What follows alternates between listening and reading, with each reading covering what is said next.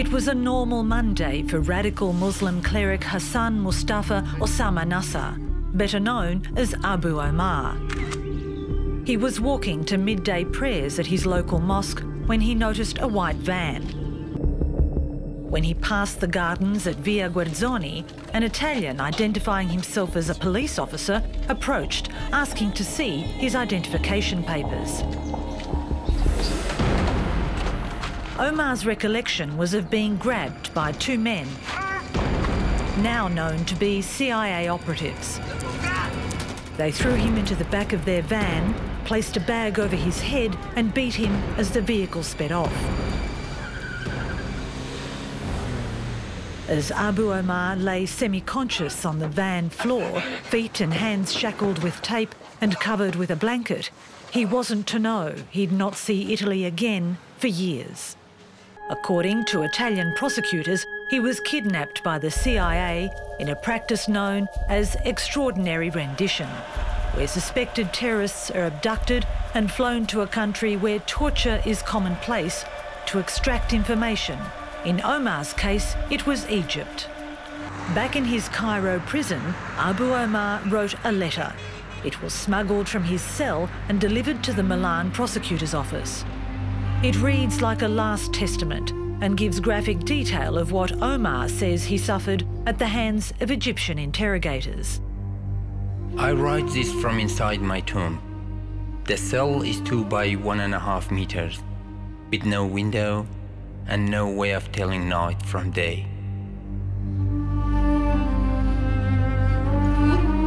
I was called number 27, stripped naked, bound and blindfolded, beaten and tortured with an electric prod. They've beaten me so hard, I've lost my hearing. I've endured sexual violence, a torture I will never forget. Abu Omar has been released from his Cairo prison. His attempts to return to Italy have been barred by the Egyptian government. Even if Omar did return to Italy, he'd be immediately arrested and charged with terrorism offences. Most Americans want to see two things in Iraq. They want to see our troops succeed, and they want to see our troops begin to come home.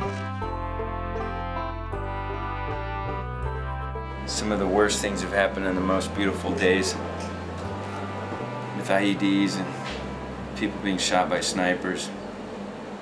Come back in days, leaving night. So they're leaving? They're not coming back? We came up here and this place is a ghost town. There's letters on every door, everybody's gone, break. All the letters said that the Americans killed 5 people for no reason last night and that everyone is leaving, break. We're now carrying out operations to replicate the success in Anbar in other parts of the country, especially in the regions in and around Baghdad.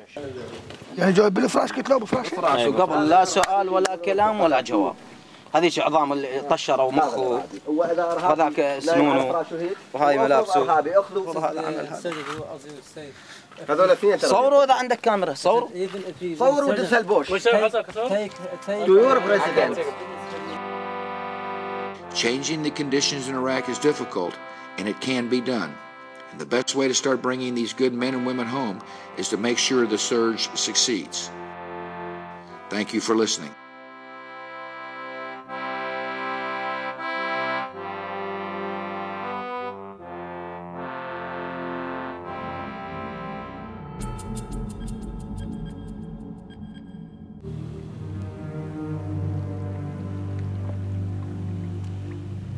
It is a land of towering ice and blinding snow called Greenland. Legend has it that Viking explorers called it green to fool settlers into coming here.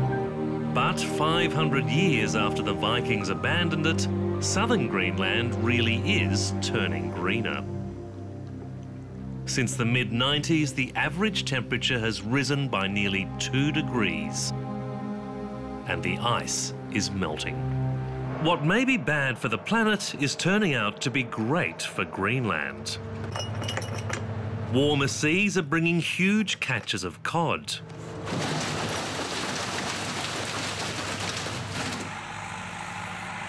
Farmers are enjoying early springs and growing seasons up to a month longer. To many scientists, Greenland is ground zero of global warming, a marker, if you like, of the kind of changes that will eventually sweep the planet with potentially catastrophic results. Now, of course, there are many sceptics who argue that the proof isn't there, that it's man-made, that it's anything more than the cyclical changes of nature. But whatever the cause, what Greenland does show is that a change of just a couple of degrees can fundamentally affect entire communities. While Magnussen's own problems are his immediate concern, it's the retreat of the ice cap that worries him most. It covers 80% of Greenland's interior.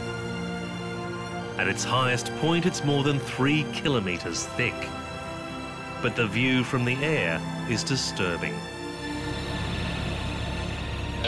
All this land that you're seeing here used to be covered up with ice 10 years ago. Really? Oh, yes.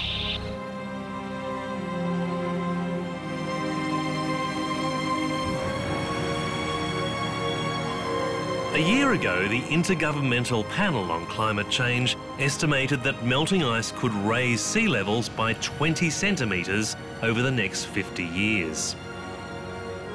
But the latest research from Greenland suggests it could be far worse. The melt is speeding up as newly formed streams push out ever more ice.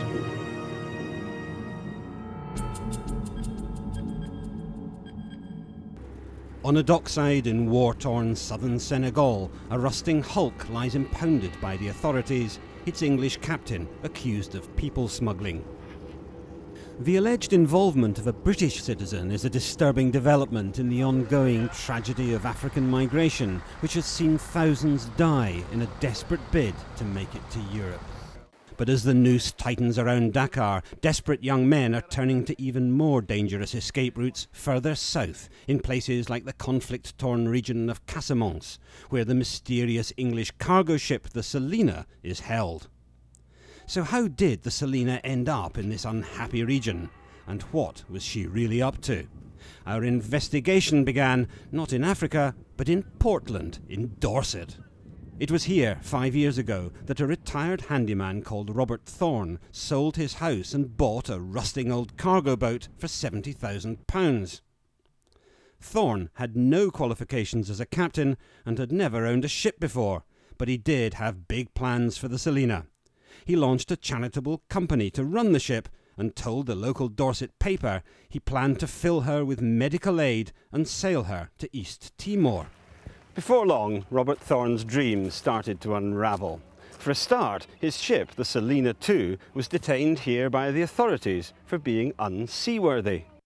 But after several months trapped in the port, Robert Thorne and the Selina escaped under cover of darkness, owing thousands of pounds in mooring fees. It's a long way from Portland in the south of England to the mangrove swamps of southern Senegal. But this rusting hulk is the Selina II. It's 5 years since the British authorities condemned her as unsafe, and now she looks like a death trap, battered and leaking.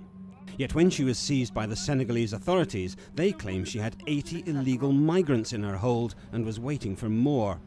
So why would anyone risk their lives in this rust bucket? According to local human rights activist Abdulaziz Mbaye, it's because the journey on the alternative, the wooden pirogues, is even more dangerous. Meanwhile, on the open sea, young migrants continue to risk their lives for their European dream.